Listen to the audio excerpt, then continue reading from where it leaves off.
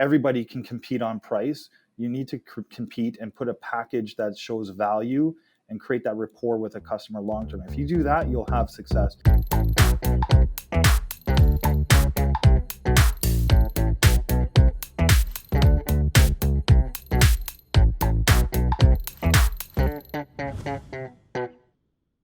Hello and welcome to Conversation by iAdvise. My name is Sonia, and today our Head of Innovation, Terrence Fox, will be joined by Chris Parsons. Chris is the Director of eCommerce at Home Hardware, and he will be talking about building digital experiences for every persona. So stick around for the full interview. All right, good afternoon, everyone. Welcome back to another Conversation with. My name is Terrence Fox, Head of Innovation with iAdvise, and it's my pleasure to speak through building digital experiences for every persona. My guest today is the Chris Parsons. I'm really trying to flatter him here, but for those unaware, Chris is approaching 2 decades of experience in the digital world, has led many notable successful digital transformations, and was actually a key member of the leadership team to launch Walmart Canada. In his current role as Director of eCommerce for Home Hardware, he is responsible for the strategic direction of Home Hardware and its online digital strategy. So we got the top dog from Home Hardware here. And as many of our own guests have talked about in the past, a big friction point in an effort to personalize the digital experience is, of course, ensuring everyone feels like they have that sort of one-to-one engagement. An engagement that's unique for their interests, their needs, instead of a blanketed digital experience that has to apply to all. So I'm happy to be joined by Chris to get his insight on what may sound like, of course, a grueling task for e-commerce teams. So Chris, it's an absolute pleasure to speak to you again. Thanks for joining. Terrence, thank you so much for having me. Greatly appreciate it. I've been looking forward to this all week, almost as much as looking forward to my podcast that I'm hosting tonight with some folks from Amazon. So Thank you for having me here. Greatly appreciate it. And let's get to this. We should have some fun. Yeah. So for those who don't know, Chris has a podcast delivering e-commerce on Spotify, anywhere you could get a podcast, of course. And I think, Chris, you've done something I'll say maybe no podcast has done before, which is get some celebrities on that already in a short amount of time. Yeah, I'm very fortunate. One of the things you learn early on in your career is how important networking is and being authentic and keeping up to date with, anyone that you've met in the industry. I think it's a good practice. Even, a silly thing like saying happy birthday when LinkedIn prompts you to do that, saying happy birthday and then filling it in with a personalized note as well, just allows you to continue that engagement with your network. And then when you need something, they're there for you. And I've curated that over the last 15 years or so, and it's paying off big time right now while I'm trying to launch my podcast. Yeah, there's some natural lessons there in how to treat consumers too. Yeah, exactly. Right? Yeah. So thank you again. I've been watching your work, and I'm a big fan. I think your interview style, the guests that you have on are always full of great insights, and I love the authentic feel that your show has. So I appreciate it, and I'm looking forward to this, as I've said. Yeah, the big tip of the hat goes to Fritz, of course, who's behind the scenes blushing right now. So thank you for saying that. So Chris, before we dive into the topic on creating a personalized experience for multiple personas, how have you been the last 15 months? How have you been staying busy? Obviously, your new podcast. Yeah, staying busy with the podcast. We've obviously focused on home improvement because you can't travel anywhere. So you want to make your outdoor oasis. So I've added a deck to the backyard and definitely fenced off our property, which is great. And then, holy cow, I don't know how much Netflix I've watched. So it's been something special to go through. And then really just trying to stay engaged with, whether it's FaceTime or some kind of Zoom or something with your family and friends, and just stay connected so that it doesn't feel like you're isolated. And, I've actually had the privilege of coming into the office every single day since COVID has happened.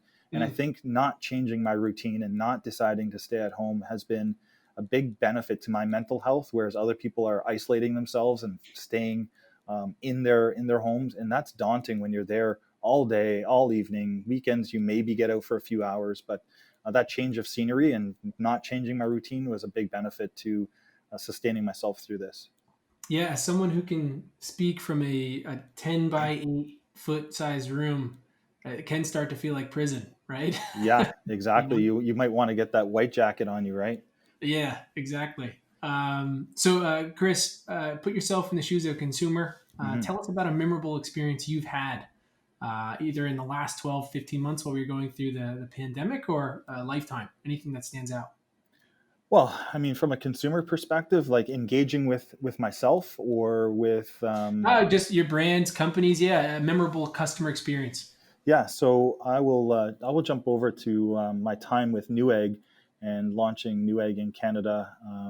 Had been launched for a few months before I became part of the team, and then basically what we found was in the US, from a consumer perspective, they were really engaged with user generated content and Mm, feeding that platform with their expertise, but that did not translate into Canada. And when we finally started adding that user generated content and they started to become advocates and really, if a customer had a question, they would be able to respond. It was those moments that they created themselves that had a deeper connection with our brand. And then what was really interesting is so I went to a conference in Buffalo and it was all about the gaming community. And this gaming community was, they spend 12, 15 hours playing games during the day or evenings. And mm, they're actually neglecting their family and family time while they have this passion and hobby, which is great. But at the same time, when they start to neglect and the spouse feels neglected, there was a big disconnect there. So one of the things what we tried to do is find ways to engage their spouse, their partner in the gaming. So it wasn't just them playing a specific game. It was how can we reward their spouse for allowing them to spend this much time? And we ended up creating a marketplace and adding jewelry and reminders of for them to be able to thank and appreciate their spouse for being so um, willing to let them absorb all of this time. And it was that moment that I really thought stood out because it wasn't about just marketing to your core customer. It was how you related to the whole family, that right. made a big difference in what we were doing. So I think that was a key standout for me. It was like just stepping back and not thinking about that one persona, but how do we engage with the whole family and make sure even if that spouse is not a gamer, we understand that it's a commitment, and there's you're going to have a sacrifice if you're living with a gamer. Yeah, what a great 360 view of not only the customer, but naturally the customer's loved ones and the other things that are important to the customer. Yeah, and what inspired that was while all of my colleagues went to the actual conference, I stayed at a hotel and I forget the name of it in Boston, but ultimately what happened was as I took the bus with a bunch of the people that were going to the conference, a bunch of the gamers, and I Mm, sat there and I didn't have my Newegg badge on. I didn't have any Newegg merchandise on. I just sat there as another gamer and I was listening to the conversations. And a lot of the people on the bus took their family to this event because it became a trip in yeah. Boston. So I decided not to go to the conference that day. I didn't want to meet with suppliers. I literally went back and forth on that bus probably 50 times. And I listened and connected to the customers in a real way. I just talked to them as if I was another gamer and Mm, understood what they were doing with whether it was a PC game or console game and how they interacted, the commitment that it took for them to be in the top rankings, understanding that they should be outside cutting the grass and they were neglecting that, and how that whole relationship worked at home. And once I did that, it changed my perspective versus, hey, I need to sell the latest and greatest game. yeah. Again, it's a nice thing to think of your engagement with your consumer and then spiderwebbing that out to the network of things that are important to the consumer also, right? Yeah. That's going to create that sort of intrinsic drive to continue to engage with Newegg in that example. Yeah, Uh, and we so, we sorry, and just yeah. I think the key learning for any retailer, and I still carry this with me today, is we're not just selling a product, and if we think that we're selling a product, we won't have a lifetime value with a consumer. Mm, They'll cherry pick and they'll find their discounts.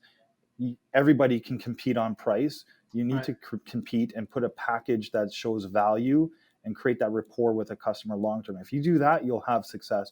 If you don't, and you just want to win on a daily deal, that's fine. You'll have success on those big promotions, but you won't have long-term success. And I think that's where it gets missed a lot, is we want to just race to a Black Friday deal and be happy that we had a $2 million, $3 million day. But then we don't see that customer until next Black Friday. Right. So Chris, is a good segue. How did you come to lead the team at Home Hardware? Oh, I've had a wonderful career, a lot of great mentors that have coached me along the way. I started off at Walmart Canada in 2004. I was doing analytics and insights for them, and I walked into a meeting late. They asked for someone to build out Walmart Canada's website, and I took a flight to Bentonville because I was late to that meeting. My boss said, "Okay, you're now going to be the person to build out this website." And Almost with punishment? It was punishment. It was punishment. And it turned out to be the greatest gift of my career. So I bought HTML for Dummies. I flew to Bentonville, got 3 days worth of training on HTML coding, had Dreamweaver installed. And that was the beginning of my journey in e-commerce. And what was the biggest benefit of that is most people that get into e-commerce focus on, I'm going to work on email, or I'm going to be the social media person, or I'm going to be the dev guy.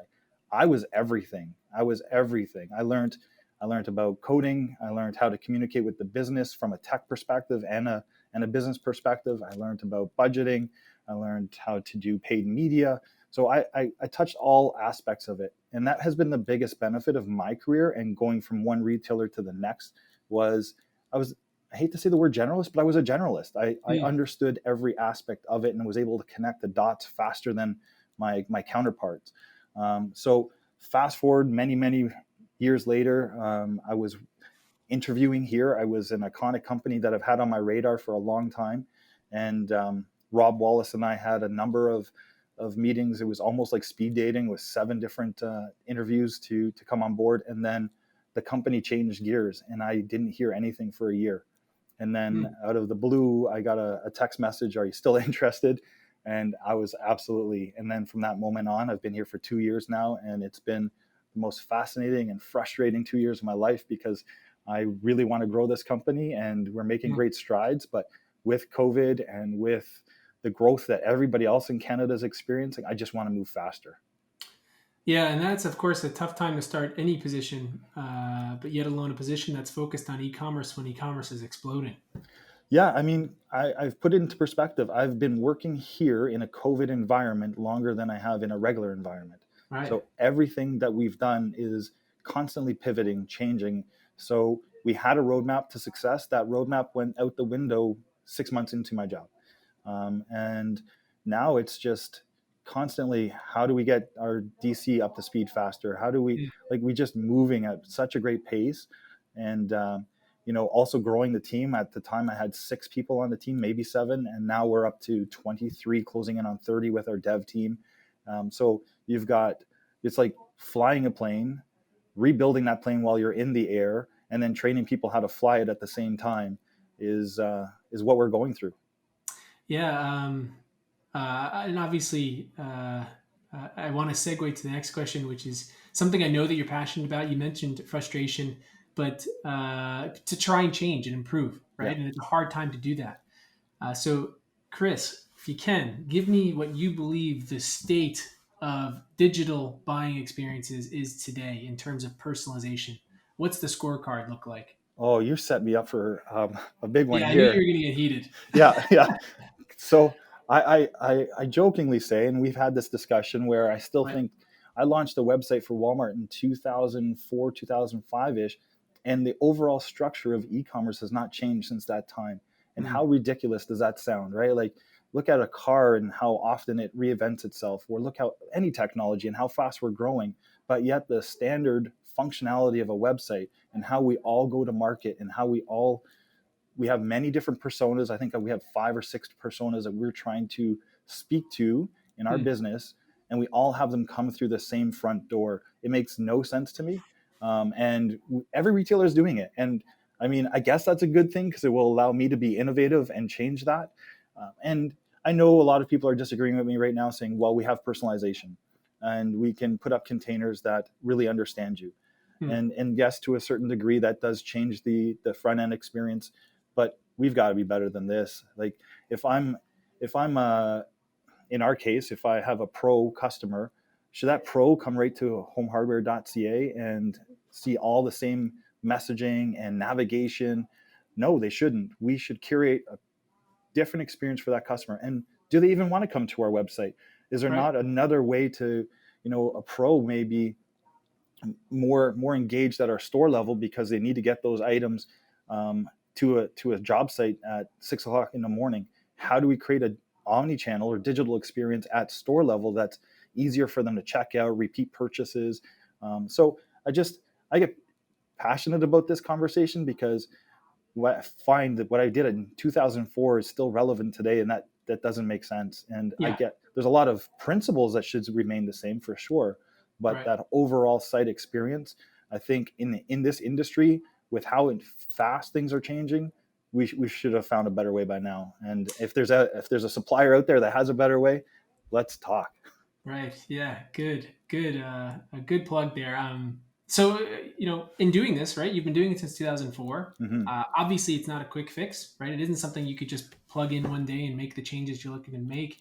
What real struggles are you seeing in your effort to personalize in that way? Why aren't more brands doing it? Why does it feel like it's still 2004 in a way? Yeah, I think what has to do is companies have grown so much, they're leveraging legacy systems, Right. and those investments into those foundational systems is where things fall apart. Everybody wants to get into e-commerce. That's no longer a discussion. So it used to be considered a fad in 2004, 2005. People would say, this is not going to last. People want that social interaction. They want to go to store, touch, feel, smell things. And Mm. that's true to a sense still today. But ultimately, if I'm a 32 waist pair of jeans and I know my length because I'm short is a 30 in length, um, I don't really need to go back and into store and see those jeans again. I can just hit a reoccurring cart and buy those, and my life actually frees up some time.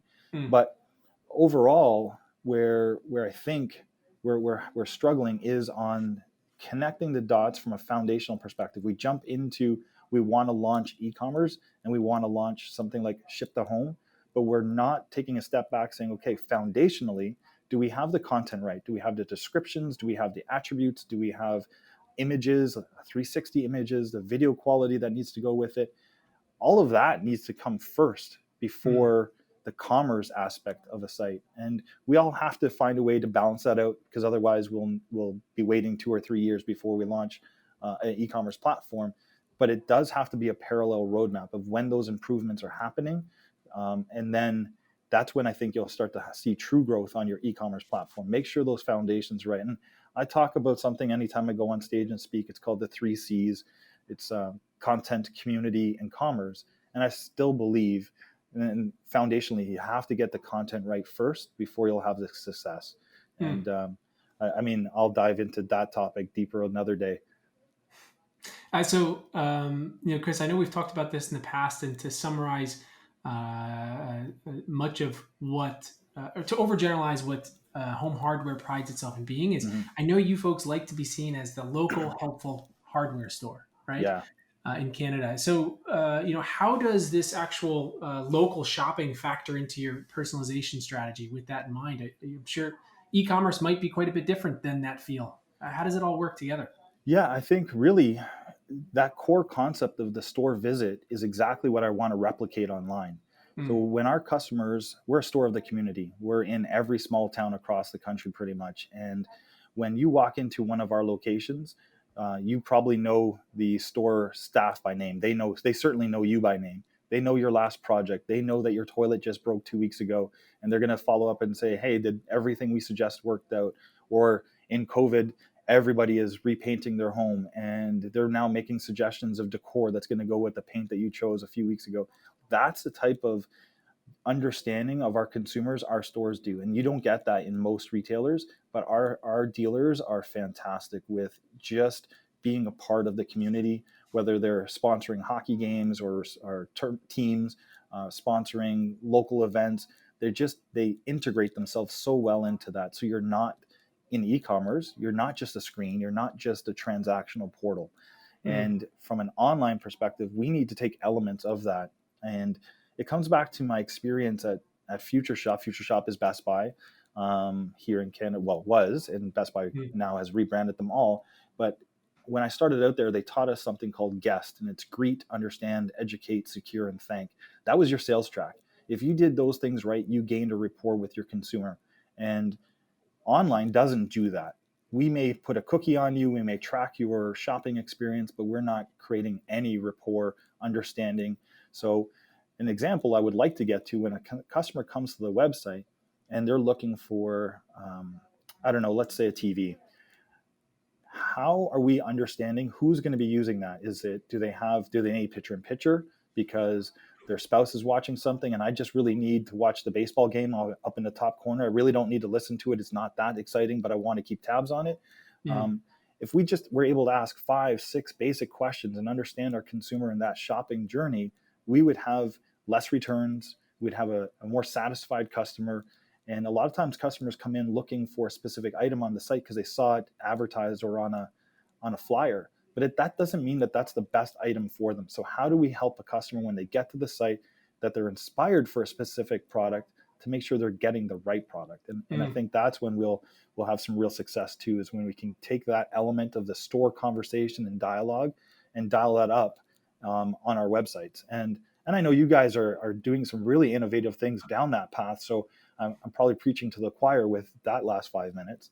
Yeah, well, no. So of course, yeah, right. A lot of synergy. We're all focused on messaging here at iAdvise, and the thing that catches me to your point around the acronym GUEST, so many brands and companies today, they're not even greeting.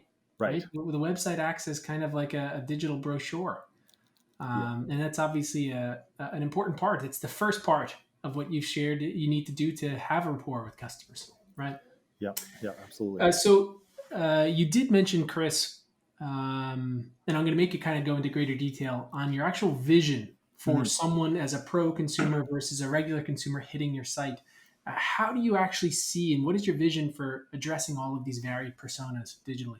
Yeah, I'll give you as much as I can without giving away my secret sauce, because Yeah, I do need to beat the competition here too. Sure. As much as I always want to be collaborative with the industry, Yeah, I got to we'll keep some block close. out all home improvement listeners. That's Sure. right. Yeah. So no, ultimately, I think as I started with the personas, I think we need to be very customer centric. Let's plot those customer journeys out. They all shop with us differently. Some of them are going to be shoppers that shop during the day. Some of them are going to couch surf. Some of them are going to be coming in through referrals or because they're in the pros. So I'm trying to map out those journeys and say, okay, what is the best tactic to be into? So our tagline here at Home Hardware is "Here's how." So we better make sure that we're teaching them here's how to do stuff. So great channel to do that is YouTube, right? So customers are always looking for how to build a deck or how to build a fence. Let's teach that step by step very clearly for a consumer, and then find a way through, once they've watched that video, do they necessarily have to come back and transact on the site? How do we connect with our YouTube partners or a video service company to make sure that they can transact through their mobile device as they're watching that experience, and not necessarily have to come back to basically a virtual digital catalog, right? Like, I don't need to show them my 45,000 items. They just told me they're engaged in specifically wanting to build a deck. Why don't I curate my content to show the top 5,000 products that are specific to that dream that they want to build their deck? Right. And then I think you're going to have a lot better conversion, because the curated items that you have will be more specific. You won't be cluttering it up with all these other items and just distractions, because as you digitally surf online, how easy is it go from one item to the other? Your mind just lets yourself go. But if I can help a customer stay on point and build that basket to what they truly wanted to build, then I can encourage them later with an email or another campaign to buy into other categories. So that's part of it. I also think that I want to really make sure that we're the resource for confidence. And what I mean by that is, I can't even hang a picture at home without it taking 3 holes. Thankfully, I never fill them up. I just hang that picture finally, and with the 3 holes behind it. I'd rather write a check or give someone my credit card to do stuff around the house versus be a do-it-yourselfer. But we have this great do-it-yourselfer audience. And now we got to make sure that we're providing them an easy way to go through, if we have 20 drills, I think we have 20 too many. How Right. is it? Here's good, better, best, premium. We've done the shopping for you. We are so confident in the assortment we're picking out. We don't need 30 different drills. We're making it easy for you to buy into whatever your expenditure or limit is. So you can buy the right item based on your budget. And I think so many times we just want to have this endless aisle, and this endless aisle causes greater confusion, especially with the product recommendations these days, which I've also let you know is a pet peeve of mine. Right. And so analysis paralysis is real, Yeah, right? Absolutely. absolutely. And then the thing that you also mentioned about keeping them engaged, keeping them on the site, obviously transitioning to a project related focus instead of a transactional environment that's got the entire endless aisle. You brought up very good points too, because doing so while they're browsing all these different options that you might have, it's also very easy for that visitor to jump to just a different site altogether, Yes. right? Yeah. Yeah. So, So, and we watch those stats all the time about the stickiness of our site, and some people measure it based on time spent, how mm, many page views, and sometimes you do something on the site and the time spent goes way up because consumers can't find anything, mm, and it's the reverse effect. So you think it's a good metric to see that they spent an extra 30 seconds, a minute on your site, but in reality, those customers are just frustrated because they can't find what they were looking for. So you got to manage those KPIs and really understand what a customer journey looks like, and if you're measuring the right KPI. But that content piece it's always content, right? Whether it's a video, whether it's a blog, a buying guide, it always comes down to the content. And then mm, you also have to think about the education level of your consumers. Who are you writing for? I right. may, I mean, if I'm and I've openly said this on a number of conferences, I have a learning disability. So if I have to sit there and read through pages and pages to understand which is the pros and cons of an item, I'm not going to do it. But if Right. I can easily consume either an audiobook or a video, you're going to connect with me much more than reading through an SEO driven blog. Right.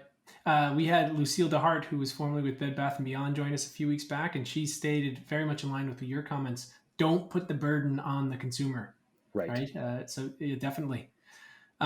Chris, I know we're keeping you. I don't want to take too much more of your time. Tell me about delivering e-commerce and your vision for your podcast. Yeah, my vision for the podcast, and thank you for allowing me to speak to it. Thanks for Home Hardware allowing me to do it. Not a lot of companies allow you to take on an extra curricular activity like this, especially Mm, when I'm giving tips and practices how retailers can become better at e-commerce. But the approach we took when we had the dialogue of getting the approval on it was, look, I'm going to learn from the people I'm interviewing. They're going to learn from me. The market is still very immature in Canada. And while we've made great gains, I think the concept of being collaborative overall is going to benefit all of us. So, so once we bought into that, my whole why, and Simon Sink talks about the why. My whole why is I grew up with a learning disability, and I lacked confidence for my first 20 years. And mm, basically, school is great. I encourage people to go out and get a great education, but the way I learned and the way school taught, it didn't connect. mm, And it wasn't later on until I was going into college where I started to have success, because those classes were more lectures, and I was able to not take notes. I was able to listen, and I was absorbing information at a way faster pace than I was when I was in high school, and I was listening to a lecture but trying to write notes, and it wasn't connecting. So later on, fast forward, I started coaching sports, and I was working with parents and kids, and some of the kids had learning disabilities as well. And the parents were like, oh my God, they're getting such bad grades in school. And then I just had conversations with those youngsters about how to not focus on where yes, you have to try to improve those skill sets, but mm. you're going to have other strengths. So work to your strengths, bet on yourself, work on those strengths, and you'll be fine. And then having those dialogues with those kids, they all started to improve their grades. And it was just something that now started to become a passion for me. Now I'm in my 40s, and I've had some great success with different retailers. I've got, when my teachers told my parents that I will not amount to anything, put him in a trade, get him out of the education system because he's not going to amount to anything. Those still resonate to them today. I really feel like I need a therapist session now. But ultimately, not to make light of it, it was a motivator as well. Right. And basically, what I'm trying to do with this podcast is educate in my network. A lot of people need help. I've connected to 15,000 or so people on LinkedIn, and I don't want them to make mistakes. I don't think this is competitive. I want to build people up. We should all be building each other up.